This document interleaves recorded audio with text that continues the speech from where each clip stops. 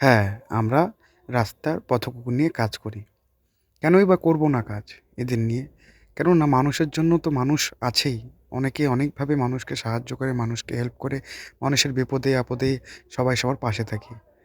এই অবলা বাচ্চাগুলোর জন্য কিন্তু মানুষ খুব কম সংখ্যক। এই বাচ্চাটি কাল রাত পর্যন্ত ঠিকই ছিল। ভোর রাতে কোনো এক গাড়ি বা সাইকেল যেকোনো এক যানবাহনের ধাক্কায় বাচ্চাটি ড্রেনে পড়ে যায়। ড্রেনে পড়ে গিয়ে চিৎকার করতে থাকে। সেই চিৎকারের শব্দ শুনে পাশের থেকে একজন সহৃদয় ব্যক্তি বের হয়। বেরিয়ে দেখে যে বাচ্চাটি ড্রেনে পড়ে আছে। তখনই সেই বাচ্চাটিকে উদ্ধার করে নিজের বাড়িতে রাখে এবং সকাল, সকাল আমাদেরকে খবর দেয়।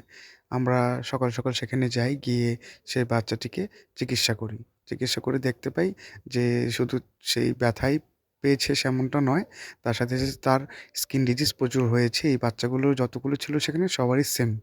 তো আমরা সেই বাচ্চার চিকিৎসার সাথে, সাথে যতগুলো বাচ্চা সেখানে ছিল তাদের সবকটাকেই আমরা চিকিৎসা চালু করে দিলাম। কারণ স্কিন ডিজিজ যদি এতটা পরিমাণ হয়েছে, যদি বেশি হতে থাকে তবে হয়তো তাদের বাঁচাটাই মুশকিল হয়ে যাবে।